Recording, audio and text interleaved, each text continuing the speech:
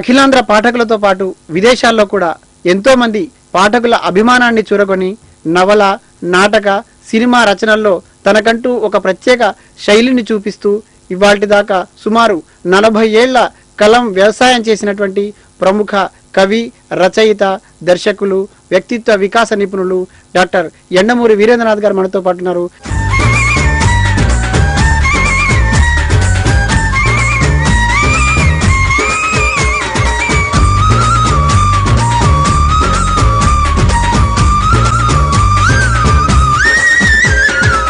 నమస్కారం సార్. నమస్తే sir.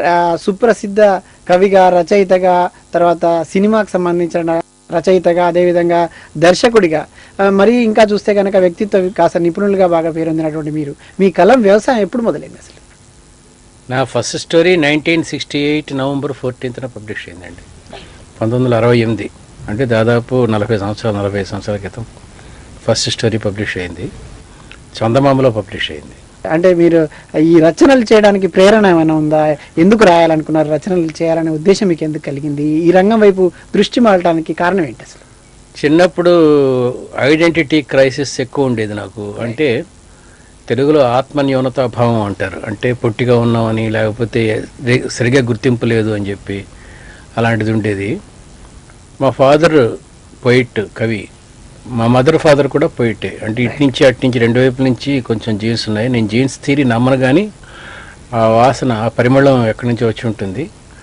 Plus మా మదర్ బ్రదర్ వేణుగోపాలరావు గారని, ఆయన ఎంకరేజ్ చేశాడు ఏదైనా రాయరా అని చెప్పి. ఒక స్టోరీ, ఫస్ట్ స్టోరీ చందమామలో పబ్లిష్ అయినప్పుడు అది నలుగురు చదవటం, మా ఇంట్లో వాళ్ళే, పెద్ద బయట వాళ్ళు ఎవరు చదువుతారు కానీ చదివటం బాగానే ఉందిరా, బాగానే ఉంది అంటాం అట్లా. దాని తర్వాత మాత్రం మా అంకుల్ ప్రోద్బలంతో నాటికి రాశాను, గులకరాళ్ళు గులాబీ ముళ్ళు అని చెప్పి. అది సామర్లకోటలో ప్యారీ కంపెనీ వాళ్ళు ఫస్ట్ టైం వేసినప్పుడు ఆ నాటక పూర్తిగానే వచ్చిన చప్పట్లు. భమిడిపాటి వారు కీర్తిశేషుల నాటకంలో ఎక్కడో రాస్తారు, అదిగో వినరా చప్పట్లు, అవే గదరా ఆకలిగా ఉన్న కళాజీవికి పంచభక్ష పరమాన్నాలు అని చెప్పి. ఆ చప్పట్లు వింటున్నప్పుడు ఆ కాంప్లెక్స్ పోయింది, న్యూనతాభావం పోయింది పూర్తిగా. So to come out of my complexes, చదువుతో పాటు ఇంకొక హాబీ ఏదైనా డెవలప్ చేసుకోవాలనుకుంటే ఈ హాబీ చాలా బెటర్గా వచ్చింది.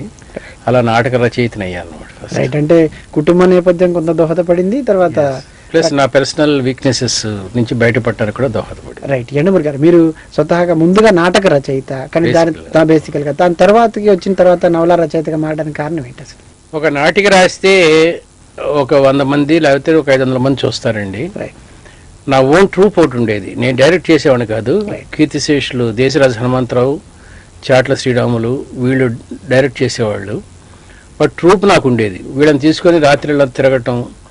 ఒక రకంగా చెప్పాలంటే పెళ్ళైన ఫస్ట్ 3 days తర్వాత అసలు మళ్ళీ వెళ్ళిపోయాం నాటకాలకి. అదొక పిచ్చి అంటే ఒక మధురమైన పిచ్చి. ఇంకా దాంట్లో తిరిగి కొంతకాలం అయిన తర్వాత ఎంతకాలం చేస్తాం ఇట్లా, ఒక 500 మంది జనం కోసం. ఏదైనా ఒక పెర్మనెన్సీ ఉండాలి. నాటకాలంటే ఆడినంత సేపే పెర్మనెన్సీ ఉంటుంది తప్ప దాని తర్వాత దాన్ని పట్టించుకునే నాదుడు ఎవరు ఉండరు. ఒకవైపు చాలా సీనియర్ పొజిషన్లో ఉండేవాడు ఆఫీస్లో, అది మేనేజ్ చేయడం కష్టం అయిపోయింది. ఎవరో అన్నారు నాటకాలు రాయడం చాలా ఈజీ, నవల్స్ రాయడం చాలా కష్టం అని. తప్పండి. నేను నాటకాలు రాశాను, నవల్స్ రాశాను, సినిమాలు రాశాను. అన్నిటికన్నా కష్టం నాటకం రాయటమే.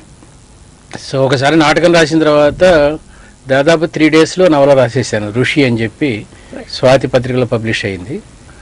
ఇంకా అక్కడి నుంచి నవల్స్ రాయటం. నా 4వ నవల తులసీదళం, అది కమర్షియల్గా కూడా హిట్ అయింది. అసలు రచనలో ఇన్ని డబ్బులు ఉంటాయని తెలియదు మాకు ఎవరికి అప్పుడు. ఆ రోజుల్లో మంచి పేరు వచ్చింది. మంచి పేరు అంటే కాంట్రవర్సీ కూడా వచ్చింది, బట్ పేరు కూడా వచ్చింది. పొద్దున్న 5:30కి లేచి రాసుకునేవాడిని, 8:30, 9 వరకు. 9కి బ్యాంక్కి వెళ్ళిపోయాను 10 o'clockకి. మళ్ళీ 6:30 నుంచి 9:30 వరకు రాసుకునేవాడిని. Slowly I started enjoying writing novels. ఒకవైపు పేరు, మరోవైపు డబ్బు. రైట్. ఇలా షిఫ్ట్ అయ్యాయి అనమాట. ఈ నవల రచన రంగంలో ముందుకు వెళ్తున్న క్రమం లోపల అనేక నవలలు రాసినారు మీరు. దీంట్లో మీకు ఇష్టమైనటువంటి నవల అంటే ఒక్కొక్క నవల ఒక్కొక్క రకంగా ఉంటుందండి. ఉదాహరణకి డబ్బు టు ది పవర్ ఆఫ్ డబ్బు నవల అనుకోండి. అది నా ప్రొఫెషన్కి చార్టెడ్ అకౌంటెన్సీ నేను చదివాను, దానికి సంబంధించింది కాబట్టి నాకు వృత్తిరీత్యా అది చాలా ఇంట్రెస్ట్. అలా కాకుండా రొమాంటిసిజం అంటే భావగత్వం దృష్ట్యా ప్రేమ, ఆనందో బ్రహ్మ ఇలాంటి నవల్స్ చాలా ఇంట్రెస్ట్. అలా కాకుండా ఒక సైంటిఫిక్ ఇది దాంతో అయితే చీకట్లో సూర్యుడు, ప్రార్థన, క్యాన్సర్ గురించి ప్రార్థన, ఈ టైప్లో అవి. ఇప్పుడు టెర్రరిజము లేకపోతే ప్రస్తుతం ప్రపంచాన్ని ఏలుతున్న ఈ ఉగ్రవాదం వీటి గురించి అయితే మొన్నే డేగరెక్కలు చెప్పుడు అని చెప్పి ఒకటి రాశాను. అలా అన్ని దాదాపు ఒకటి ప్రత్యేకంగా ఇది అంటే అనుభవం. రైట్. మీరు రాసినటువంటి ఈ డేగలక్కల చప్పుడుకు సంబంధించినటువంటి ఈ రచన కొంచెం ఈ మధ్య కాలంలో ఒక పత్రికలు కూడా ప్రచురితమైంది, సీరియల్ గా వచ్చింది, బాగా ప్రాచుర్యం కూడా లభించింది. అంటే దీనికి ప్రేరణ ఏంటి? ఈ డేగలక్కల చప్పుడుకు ప్రేరణ చెప్తే చాలా గమ్మత్తుగా ఉంటుందండి. ఒక ఇంజనీరింగ్ కాలేజీలో ఎంటెక్ లెక్చరర్స్కి పర్సనాలిటీ డెవలప్మెంట్ కోర్స్ కండక్ట్ చేస్తూ భారతదేశానికి ఉత్తరాన ఉన్నది ఏమిటి అని అడిగితే దాదాపు 80% వాళ్ళు చెప్పలేకపోయారు లెక్చరర్స్. భారతదేశానికి ఉత్తరాన హిమాలయ పర్వతాలు ఉంటాయని కూడా తెలియదు వాళ్ళకి. భారతదేశానికి ఆనుకున్న దేశాలు 4 చెప్పమంటే చెప్పలేరండి. మీరు కావాలంటే ఈ బీటెక్ ఫైనల్ ఇయర్, ఎంబీబీఎస్ చదువుతున్న స్టూడెంట్స్ని ఆంధ్రప్రదేశ్లో ప్రవహిస్తున్న నదుల పేర్లు 4-5 చెప్పండి చెప్పలేరండి. అసలు జాగ్రఫీ ఏమీ తెలియదు. దీని గురించి నేను ఏదో ఫ్రెండ్తో డిస్కస్ చేస్తున్నప్పుడు అతను అన్నాడు, వాళ్ళని ఇట్లా అంటున్నావు కదా నువ్వు, అసలు నీకు తెలుసా ఆఫ్ఘనిస్తాన్ ఎక్కడుందో చెప్పు, భారతదేశానికి ఆఫ్ఘనిస్తాన్ ఆనుకునుందా లేదా అని అడిగాడు. నాకు ఒక క్షణం ఎక్కడో చదివినట్టు గుర్తు, ఆనుకుని ఉన్నట్టు, మళ్ళీ ఒక క్షణం లేనట్టు గుర్తు. ఇదేంటి ఇంత వయసు వచ్చి ఇంత జ్ఞానం ఉండి ఆఫ్ఘనిస్తాన్ భారతదేశానికి ఆనుకునుందా లేదా తెలియకపోవటం ఏంటని చూస్తే యాక్చువల్గా ఒక రకంగా ఆనుకునుంది, ఒక రకంగా ఆనుకోలేదు. కాశ్మీర్, పాకిస్తాన్ ఆక్యుపైడ్ కాశ్మీరు మంది అనుకుంటే ఆనుకునుంది, మంది కాదు అనుకుంటే ఆనుకోలేదు. అరే ఇంత చిన్న పాయింట్ నాకు తెలియదు అని చెప్పి ఇంకొంచెం చేసుకుంటూ వెళ్తుంటే దాని చరిత్ర నాకు అద్భుతంగా అనిపించింది. అసలు అమెరికా పాపం, ఈ పాకిస్తాను, ఈ రష్యాకి అమెరికాకి మధ్య ఆఫ్ఘనిస్తాన్ ఎలా ఇరుక్కుపోయింది, పాకిస్తానీస్ ఎలాగ తాలిబాన్స్ని డెవలప్ చేశారు, తాలిబాన్స్ కొంచెం తలెత్తేసరికి పాకిస్తానీస్ మళ్ళీ వాళ్ళని ఎలాగ అణగదొక్కాల్సి వచ్చింది, అప్పటి వరకు మిత్రులుగా ఉన్న వాళ్ళని ఎలా శత్రువులు చేయాల్సి వచ్చింది బికాస్ అమెరికన్స్ కోసం. ఈ కాన్ఫ్లిక్ట్స్ అన్ని చాలా అద్భుతంగా అనిపించింది నాకు. దీని మీద ఒక నవల రాస్తే బాగుండన్నప్పుడు అదే టైంకి మీరు చెప్పిన పత్రిక వాళ్ళు ఒక సీరియల్ రాయమన్నారు. బట్ ఇది కత్తి మీద సాగులాంటిదండి. ఎందుకంటే ఎక్కువ హిస్టరీ రాస్తే బోరు కొడుతుంది. ఇలాంటి దాంట్లో హిస్టరీ కాకుండా మనం మామూలు స్టోరీ ఎక్కువ రాస్తే ఈ పుస్తకం కొన్నవాళ్ళు మేము స్టోరీ కోసం అయితే ఈ పుస్తకం ఎందుకు అంటారు. సో కొంచెం ఇది, కొంచెం అది, కొంచెం అది, ఇది మిక్స్ చేసుకుంటూ వచ్చి రాశాను. అదృష్టవశాత్తు పబ్లిష్ అయిన ఒక 3 monthsలోనే ఫస్ట్ ఎడిషన్ అయిపోయింది. సెకండ్ ఎడిషన్ కూడా అయిపోతుందని ఇవాళే చెప్పాడు publisher. So I'm very happy that my right. ఇందులో డేగరక్కల చప్పుడు పుస్తకంలో అంటే ఇక్కడ చిత్రాలు కనుక చూసినట్టయితే ఇది ఆఫ్ఘనిస్తాన్ సంబంధించిన కాబూల్కి సంబంధించి అంటే వీటిని సేకరించడం అనేది మీరు వెళ్ళారా? అంటే దీనికి నేను వెళ్ళలేదు, కానీ దాదాపు ఇంటర్నెట్ వచ్చేసిన తర్వాత మన ఇంటి ముందు ఉన్నట్టే అంతాను. రైట్. మీరు ఈ డేగరెక్కల చప్పుడు యాక్చువల్గా ఒక ఊరు నుంచి ఇంకో ఊరు ప్రయాణం చేస్తుంటే వచ్చే నదుల పేర్లు, ఎడార్ల పేర్లు అన్నీ కూడా కళ్ళ కట్టినట్టు ఉంటాయండి. దీనికి సంబంధించి ఇచ్చినటువంటి మెసేజ్ ఏంటి అసలు? ఒక పిచ్చివాడు అంటే ఉగ్రవాది తను నమ్మిన సిద్ధాంతాన్ని ఎంత బలంగా నమ్ముతాడంటే తన నమ్మని వాళ్ళందరినీ చంపేస్తూ ఉంటాడండి.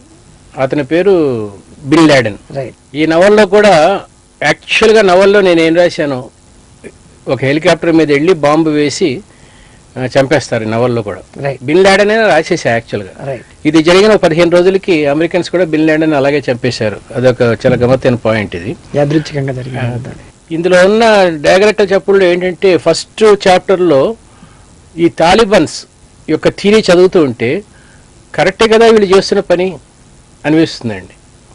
ఇప్పుడు గౌతమ బుద్ధుడు విగ్రహారాధన వద్దన్నాడు, అతనికి విగ్రహం ఏంటి వద్దన్న వాడికి, అందుకని దాన్ని మేము బదలు కొట్టేసాం అని మొదలవుతుంది ఉసామా బిన్ లాడెన్. అలాగే ఈ పురుషుల్లో ఈ రాజకీయ నాయకుల్లో ఇంత డబ్బులు సంపాదించడం ఇదంతా డబ్బు వల్ల, డ్రింక్స్ వల్ల, వ్యామోహం వల్ల, స్త్రీ వల్ల వచ్చినాయి. కాబట్టి స్త్రీకి ముసుగేయాలి, సినిమాలు ఉండకూడదు, వ్యభిచారం ఉండకూడదు, జోదం ఉండకూడదు అని చెప్పుకుంటూ వస్తారు తాలిబాన్స్. వింటూ ఉంటే అసలు నిజంగా కదా ఇండియాలో ఇట్లాంటి తాలిబాన్స్ ఉంటే ఎంత బాగుండేది అనే దాంట్లోనే హీరోతో స్టార్ట్ అవుతున్నాడు. స్లోగా అతను ఇన్వాల్వ్ అయ్యేసరికి సిద్ధాంతం వేరు, దాన్ని అమలు జరిపే పద్ధతి వేరు. వాళ్ళు ఆ కాళ్ళు బతికొండగానే కోసేయటం, మత్తు మంది ఇవ్వకుండా కాళ్ళు కోసేయటం, ఒక డ్రాస్టిక్ ఇన్సిడెంట్ రాస్తుంటే నాకే ఏడుపు వచ్చింది. యాక్చువల్లీ జరిగింది ఇది, అతను ఫొటోస్ కూడా వేసాను నేను. కాలు మోకాలు పై భాగానికి వరకు కోసేస్తారు అతను సైన్యంలో చేరలేదని చెప్పి. తర్వాత 10 రోజుల తర్వాత నాయకుడు వచ్చి మీరు 2 ఇంచులు కింద కోసారు, ఇంకొంచెం పైన కోయాలి అంటాడు. మళ్ళీ కోసిన కాయల్ని ఇంకో 2 అంగుళాల పైన కోస్తారనమాట. ఇంత దారుణంగా వచ్చేసరికి ఆ హీరో వాళ్ళ మీద రెవెన్యూ తీసుకుంటాడు. సినిమా స్టోరీ లాగే ఉంటుంది స్టోరీ అంతా, but added history gives the pep to it. Right. దీంట్లో డేగ రక్కల చెప్పుల్లో తాలిబాన్ అనే పదానికి ఏదో అర్థం కూడా మీరు. తాలిబాన్ అంటే విద్యార్థి అండి. రైట్. తాలిబాన్స్ రాకముందు సామ్రాజ్యవాదులు ఉండేవాళ్ళు. రైట్. ఈ సామ్రాజ్యవాదులు విచ్చలవిడిగా ఎప్పుడైతే రష్యన్స్ వెళ్ళిపోయారో ఆఫ్ఘన్ వదిలేసేసి చిన్న చిన్న సామ్రాజ్యవాదులు ఈ రేప్ చేయటాలు దీంట్లో 14 ఏళ్ళ అమ్మాయిలని ఇద్దరిని తీసుకెళ్ళిపోతారు. తీసుకెళ్ళినప్పుడు ఒక చిన్న స్కూల్ హెడ్ మాస్టరు ఒక 10 మంది విద్యార్థులను తీసుకెళ్ళి ఆ సామ్రాజ్యవాదులను ఇద్దరు చంపేసేసి ఆ ఫిరంగికి వేలాడగడతారు. ఆ విద్యార్థుల తాలూకు విప్లవం కాబట్టి విద్యార్థులు తాలిబన్స్ అంటారు. అది తాలిబాన్ వ్యవస్థ స్టార్ట్ అయ్యేసరికి బోల్డ్ మంది వచ్చి దీంట్లో జాయిన్ అవ్వటం మొదలుపెట్టారు. అదొక సైన్యంగా తయారైంది. ఈ తాలిబన్స్ లో ఉన్న గొప్పతనం ఏంటంటే వీళ్ళు డ్రింక్ చేయరు, సిగరెట్ స్మోక్ చేయరు, నథింగ్, పెర్ఫెక్ట్ మత దీంట్లో ఉంటారు. అక్కడి వరకు వచ్చేసరికి బాగుంది. ఇంకా అక్కడి నుంచి వచ్చేసరికి వీళ్ళ మత ఛాందస్యం ఎక్కువైపోయేసరికి భరించలేనంత ఇదికి వచ్చేసారు అనమాట. రైట్. ఎండమూరి నవలా రచన నుంచి సినిమా వైపు వెళ్ళడం, సినిమాలకి కథలు రాయడం, అదేవిధంగా దర్శకత్వం వహించడం ఎలా జరిగింది, దానికి సంబంధించినటువంటి మరిన్ని విషయాలు తెలుసుకునే ముందు ఇప్పుడు ఒక చిన్న బ్రేక్ తీసుకుందాం. బ్రేక్ తర్వాత చర్చ కొనసాగుతుంది. చూస్తూనే ఉండండి HYTV.